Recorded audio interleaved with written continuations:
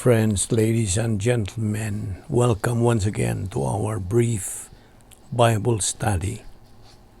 The question is, what do you mean by inerrancy? And can you state your view of it? The answer is, inerrancy describes the Bible to contain no false statement, no error, and is therefore truthful. Aside from that, the Bible is completely inspired, and it is at the same time the Word of God and the words of human authors. God is the source, but He used humans to write the words. Anything the Bible affirms to be true is true.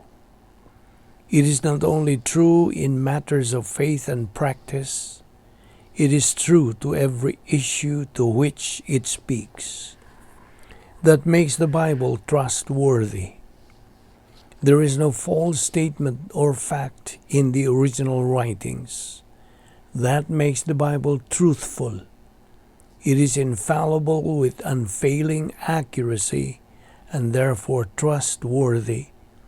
It is inerrant in that it contains no false statement, no error, and is therefore truthful.